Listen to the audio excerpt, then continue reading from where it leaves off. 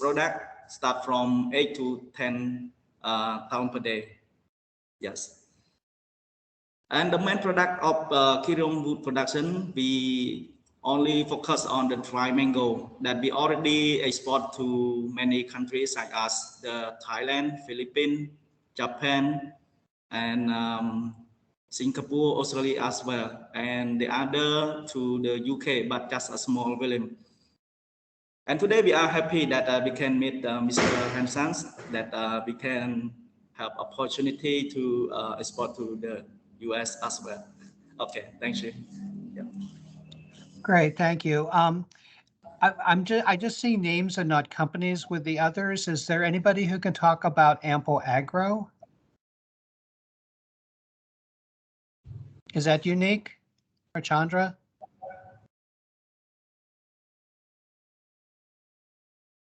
Hello, Ron. Hello, yes. Are you with Ample Agro? No. I'm from Conrad, but just want to tell you that I use my colleague computer, so I use other name. Oh, okay. Okay, that's fine. So can we start from Conrad? Yeah, go ahead. Tell us about Conferel. Okay, thank you. Hello, everyone. My name is Davi from Conferel, Cambodia, and we are the company who produce agriculture. Yes, that's one.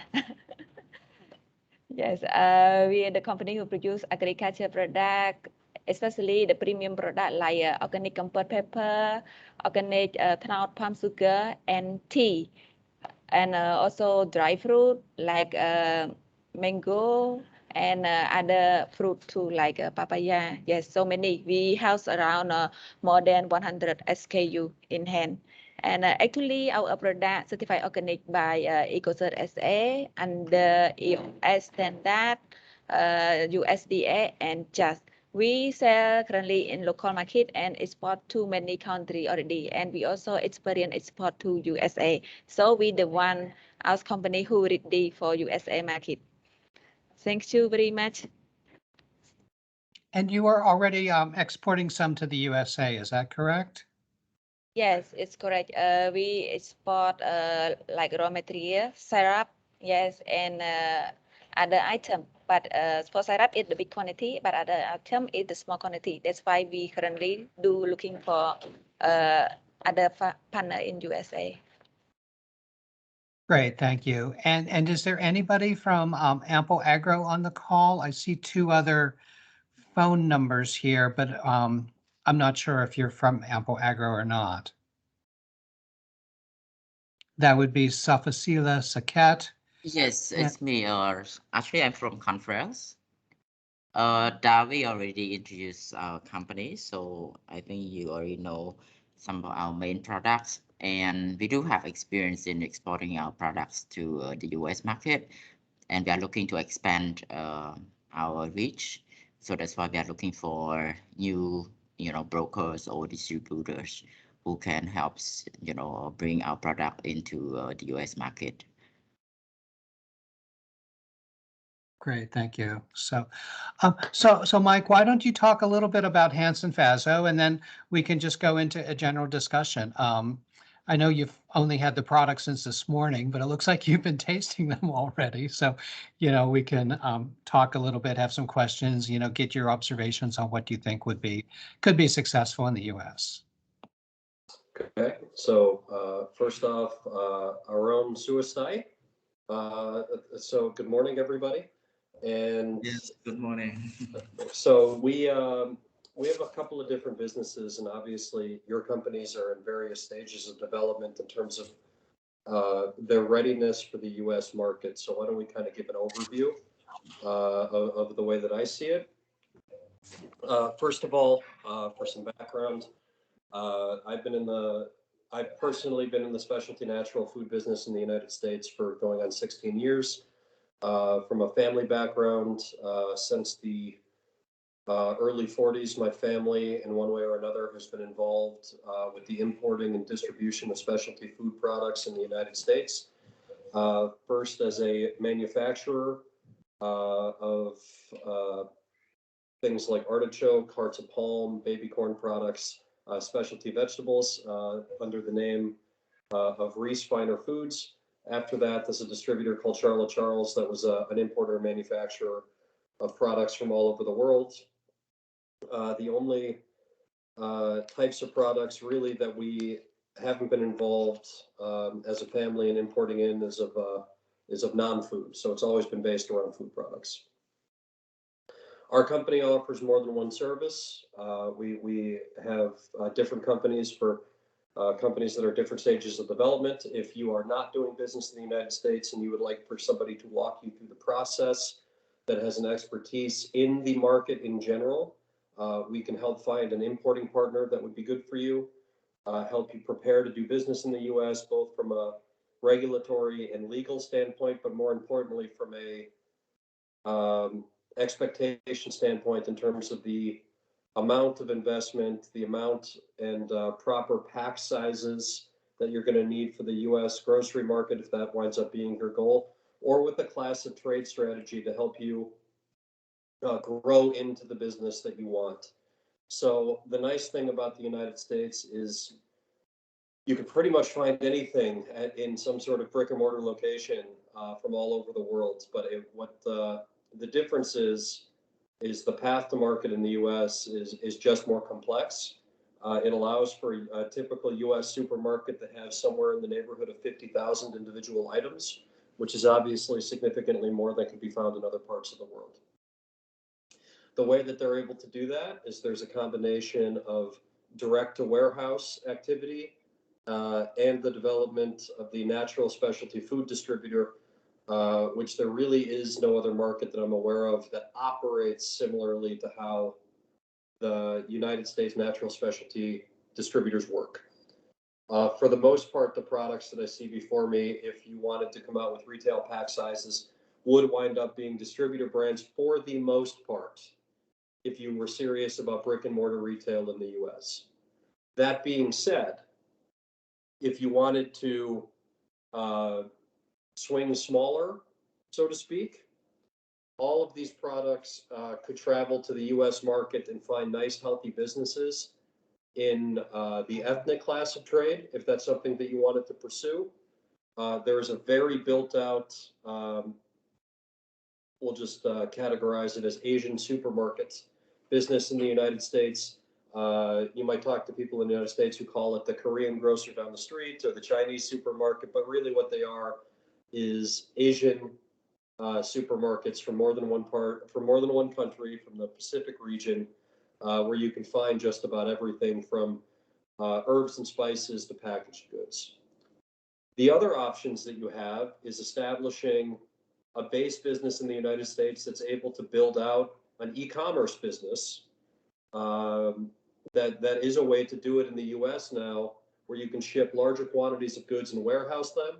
And then there are so many outlets now to sell direct to consumer that if you were patient enough and your shelf life was long enough, you can build out a business that way. So as I was saying, we have more than one type of business. One is a consulting and sales management company that will help you set up in the United States, counsel you on the proper pack sizes, which I might say pack size 2 or 3 times during this conversation because it is very important in the US. And by pack size, I don't mean the size of the container. I mean how many sellable units are in an individual case that a supermarket buys. As we joke all of the time, an individual supermarket would buy pieces one at a time if they could. But so small pack sizes are preferred, especially if you are talking about natural and specialty food products, which everything that I see before me would probably qualify, actually would definitely qualify as a natural specialty product. The difference between a natural specialty product and a commodity product, Heinz ketchup, Planters peanuts, is essentially, it's not a physical characteristic of the product, it's the expected velocity. So an in-store velocity of a commodity product is generally measured in cases per store per week.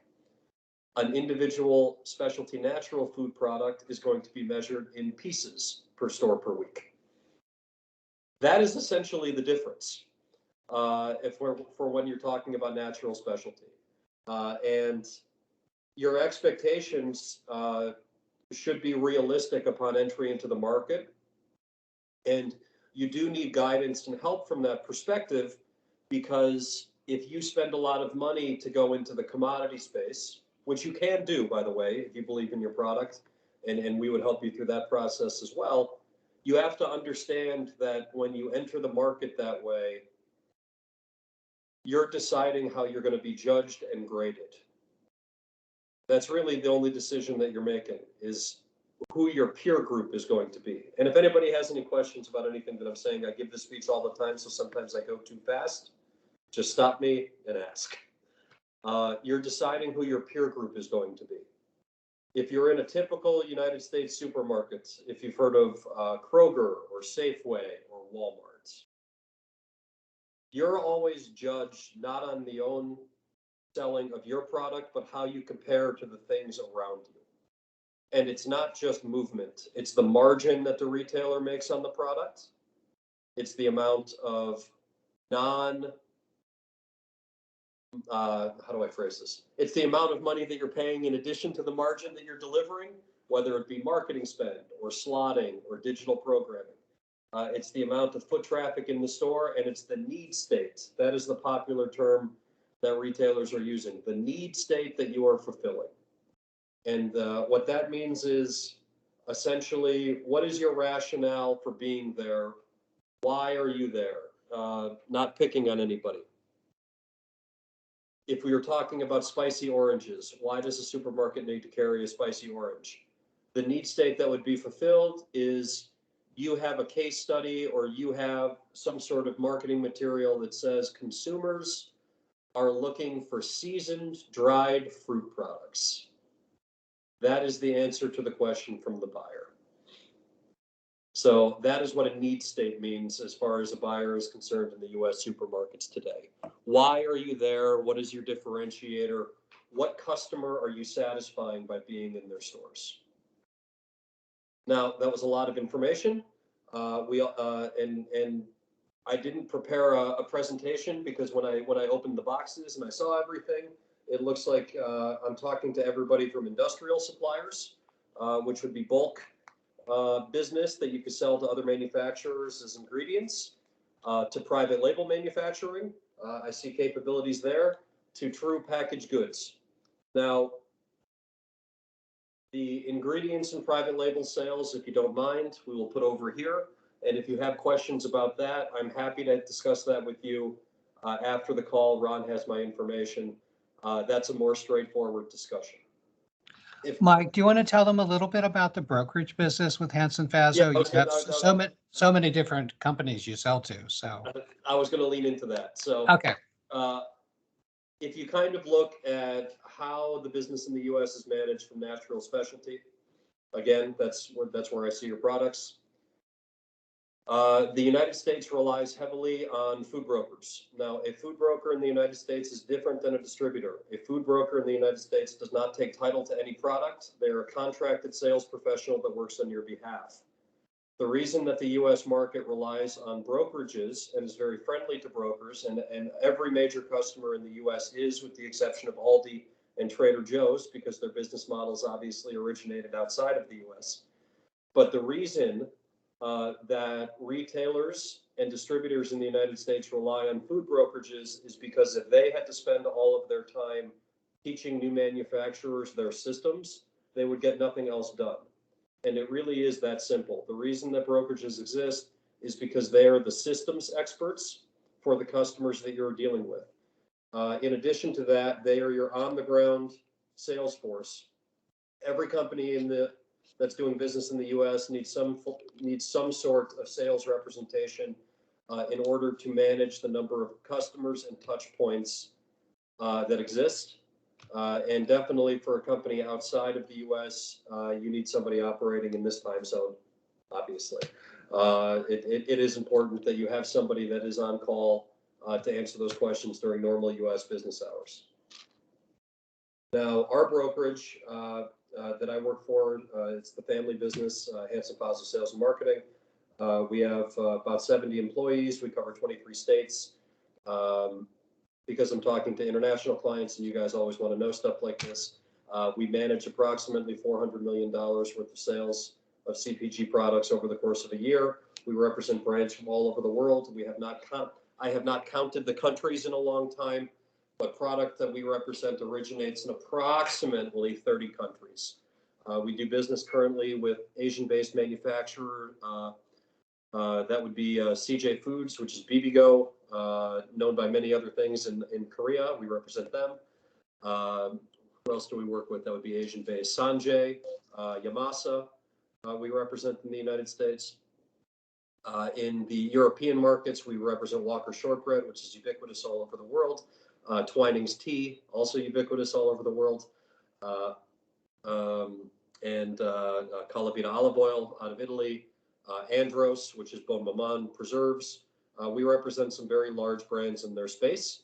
In addition to that, we represent some fairly recognizable United States brands that if you lived here, you would have seen. Tillamook Cheese, That's How We Roll, which is Parm Crisp, which is kind of a big deal right now. Hain Celestial, we worked for a long time. So we know our way around the shop. There is not a major retailer in the 23 states that we cover, which is the central US, that we are not currently doing business with. We actually do a minor amount of business with Aldi, even though they're a non-broker friendly account. We work in the background for one of our manufacturers.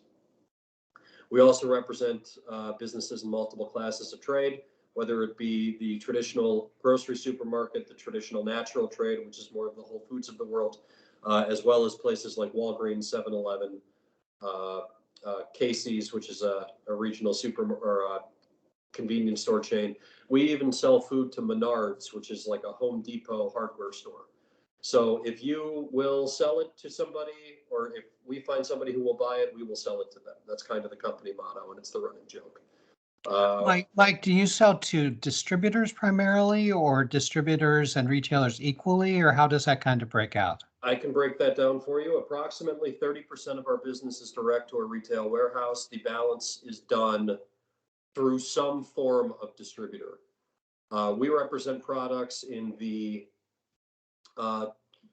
dairy department, deli department, center store grocery, produce department. So we actually work with over, I think it's 92 different individual distributors of some kind, whether it be an ice cream distributor or a specialty food distributor, or even a wholesaler, which there's a small difference there that we don't really need to get into now. Even certain ethnic distributors that specialize in Polish products, as an example, or Eastern European products. In the 23 states that we cover, we work with 90 plus. So 70% of our business is done that way. The balance is done direct to a warehouse. That was a lot of information. Like I said, there's a lot here. There's a lot to unpack. I guess. Yeah, I learned a lot, and I've known you for 25 years, or at least known your business for 25 years. So you know, I know I'm dressed in my most professional outfit right now, but I do take this seriously. Yeah. And if there are questions or concerns or comments, I'm happy to take them. Yeah, let's open it to questions from everybody. Or sales pitches if you want. Go ahead, Andreas. If nobody else does, I mean, then I start. Not with a direct sales pitch. You have our products. You have a look at it, and we might follow up also, I mean, on an individual one over there. We can definitely do that. Yeah. No, I would be very much interested in particular, I mean, because from your presentation, I mean, I'll get that you're indeed, I mean, would be somebody, I mean, who could lead a new company like ours, I mean, from A to Z through the process. That is exactly what the company does. So whether you're starting in the United States from scratch, we've represented lines that started with a husband and wife family that grew into a much larger business that sold through private equity. We've also been part of the team that launched entire well-established brands from all over the world in the United States. Right now, we're one of our partners is leading Katjes, which you can find all over the world, the German sweets manufacturer. Their U.S. business. So starting a U.S. business is something that we're absolutely happy to be involved in. And we will lead you into the U.S. market with realistic expectations and with the way that best fits the resources you want to put behind it. Because everybody has a one size fits all approach. It is a unique market that if you don't find the right puzzle pieces, you will not be successful. I could imagine that also. I mean, I also lived for a few years in the States, so I have a little bit of an idea also, I mean, how things work over there. But now, I mean, from our company perspective, at the moment, I mean, we are not a large manufacturer. I mean, not yet. I mean, like our colleagues from Kirirom or Minnesota, but we offer, I mean, this very specialized or special products for the certified organic market. Yep. That is where do you see actually the potential in this I mean, niche market segment, which is, I mean, it is again, even in the bulk certified organic market also, I mean, the products we have also, I mean, are a small subcategory on that. Is this something also, I mean, where growing demand is there? Yeah. Being organic, it's not a requirement by any stretch. It's just being certified organic will eliminate some barriers for certain customers if you wanted to do business with them. The ability to produce and to have USDA certified organic products, as an example, would probably serve you well in a private label capacity as a supplier. If you wanted to go to the market that way. If you wanted to do shelf-ready packaging like this, I have seen other organic nut brands in the market. It becomes a question of price and the value you deliver for the pack size. But it's something that eliminates barriers, but you can build a very healthy business in the United States without being a USDA certified organic product. It's a nice thing. Again, it's one of the many things that you have to take into consideration when you build out your class of trade strategy. Do we have other questions from Ratana or Sang? Other questions? Ratana, you look like you unmuted yourself. Yes, I have to say something. So from what I have listened from Mike, it seems like there is more to go. There is more to learn from him in order to penetrate in the US market. So Mr. Tafood is happy to talk with Mike for further explorations with our adventures for Minnesota product into the US market.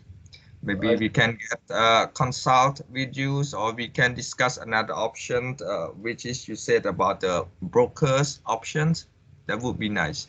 I'm happy to discuss all of the above. I have several questions for you on your products. If you're ready for the brokerage, if you want to hire us as a broker, I'm just going out there right now. And you have you need some sort of U.S. infrastructure already set up. Otherwise, you're not going to get any value out of us. And by yes.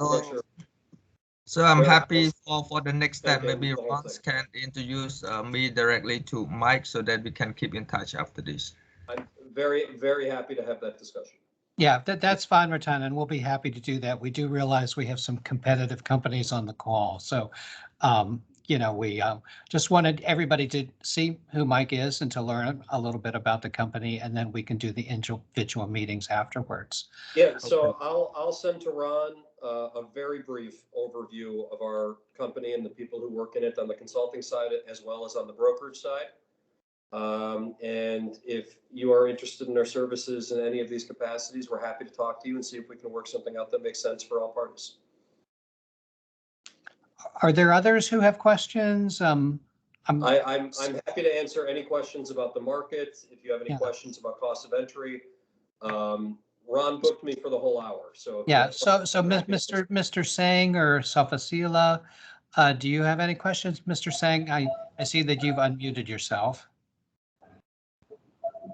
Yes, and Mr. Ron. Yes, I'm happy that we can know well about the Mr. Mai presentation. So it would be appreciated that we can keep in touch together, because I have development many product that under our project that will be coming soon. That's why we have to consult and discuss with Mr. Mai for the market in the US also as well. Okay, thank you. Okay, yeah, we can do that, definitely. Okay, Mike, Ron, Yeah. and Yes. yes, nice to meet you guys. Okay, for final note for our side is that we are, well, Mike, you already mentioned that about the commodities versus the natural specialty products. I think our conveyor product fall into the second category, which is the natural specialty products. Mhm. And because that's the value propositions of our product and also the vision of our founders. So definitely we want to explore into this route. And also just for your information, our product is both certified organic as well as geographically protected by state. We have the status, the like compost peppers and also the palm sugar and compound spook.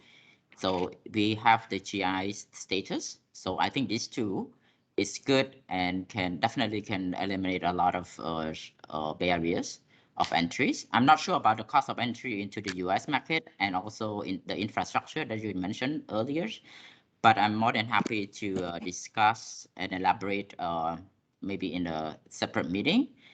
And also we want to explore not just to be like working as a brokers, but also all the options. For us, we want to have all the options on the table so that we can decide, we can dissect, we can review, and we can work it out the best for both parties.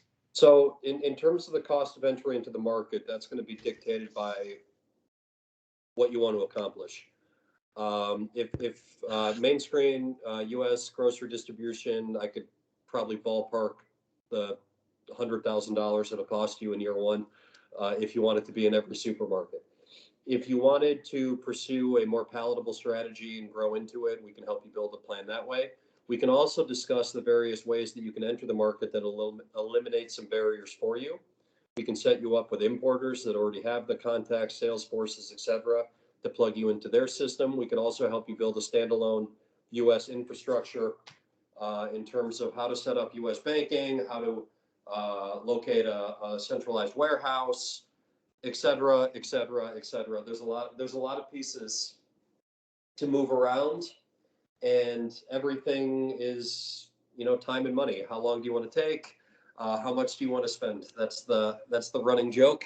And based on those parameters, we help you build a plan that will help you accomplish those goals. That's why we created the consulting company. Well, the devil is in the details, so I think Always. we're gonna have to work it out the details. These meeting. These are long discussions, and we're happy to have them. That's why we exist. Yeah, but it's the very first meeting, and I think it's very informative and also very productive. Hopefully, we can move it forward, and yeah, we have anyway. You're dealing with a lot of suppliers or partner in Cambodia. Maybe you should make a trip to Cambodia one day. So that's why I work in specialty. I like to travel. I'm happy to come out. Yeah, just let us know that. We'll happy arrange to something come for out. you. Happy to come out.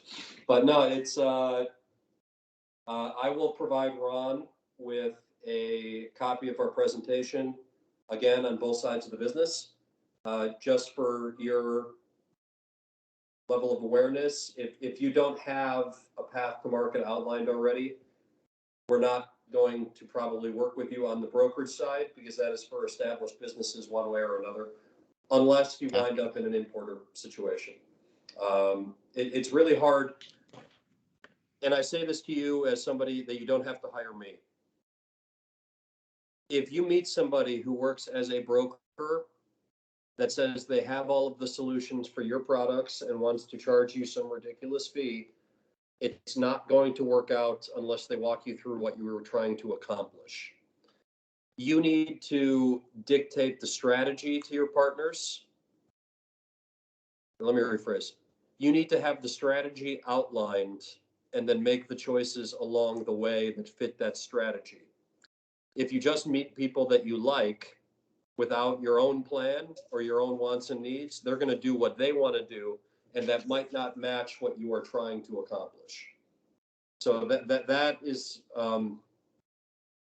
the simplest mistake that brands entering the United States make on a regular basis is they hire people that sell them a bill of goods that are really just going to rely on the things that they know how to do and not build the things that you want them to do.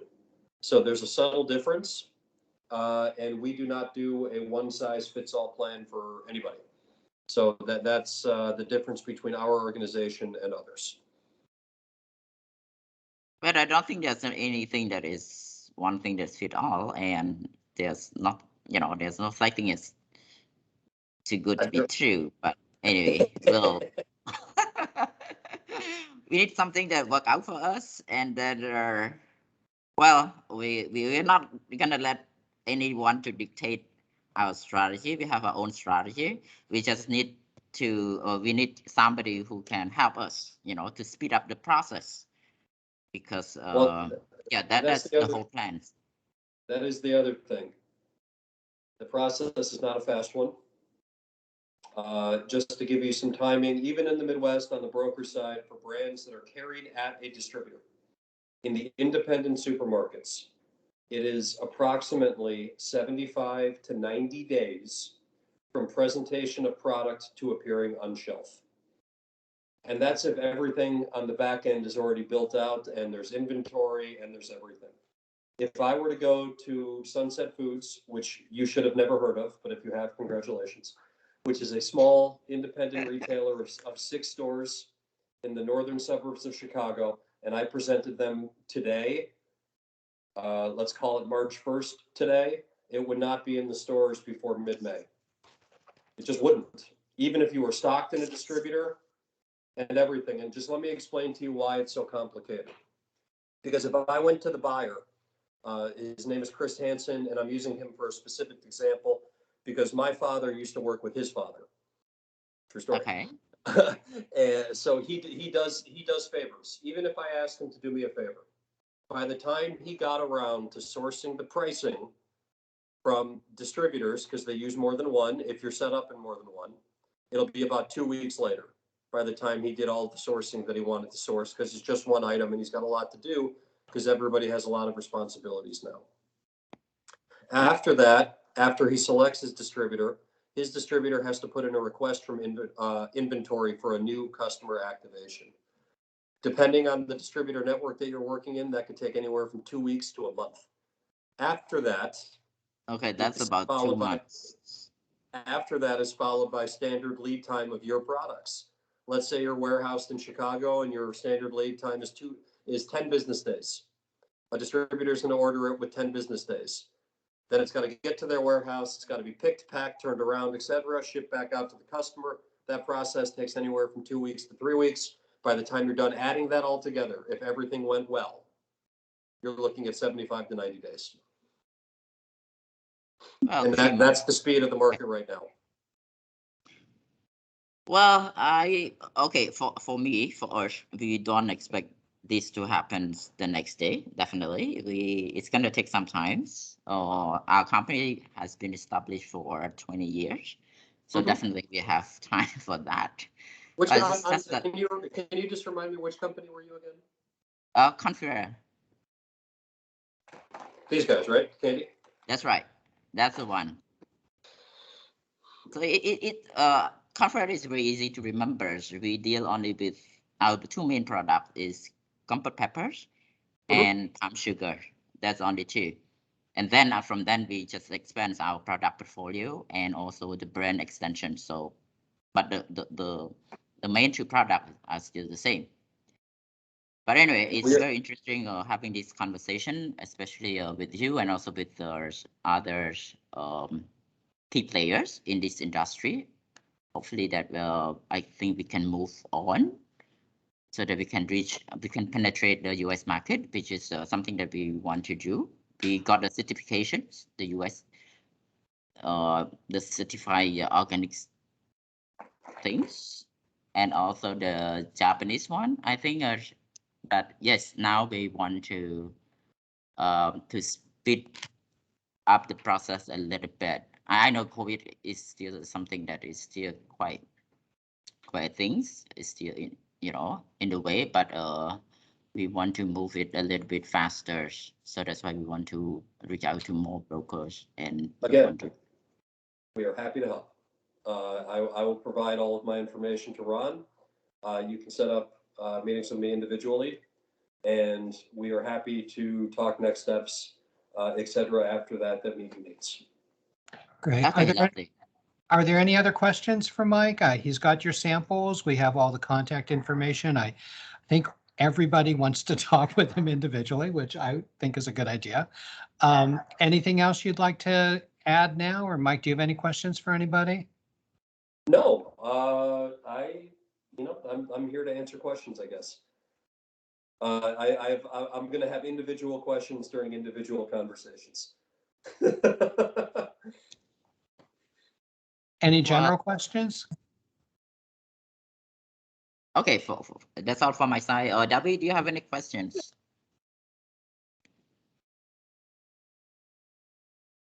No, Bong. I have all the question the same what you already asked and talked already. Thank you. Well, everybody, thank you very much. I hope you all have a good day. Here on the East Coast, it's approaching 9 o'clock, so it's evening here. It's a little bit earlier in Chicago, where Mike is. We work out of a lot of different time zones here, and Jim, the owner of 2020 DC, is in Seattle, so he's on Pacific time and was not able to join us because he got up at 6:45 this morning to speak with Andreas. So he had a very, very busy day today. So, but everybody, thank you very much. We'll be following up to request additional meetings and look forward to, helping you all get your products into the U.S. market. And I think Mike will be a very good means for you to be able to do that. Okay. Okay, thank you very much. All right, thank you, everybody. Thanks for the information. Thanks a lot. Stay safe and healthy. Thank you. See you.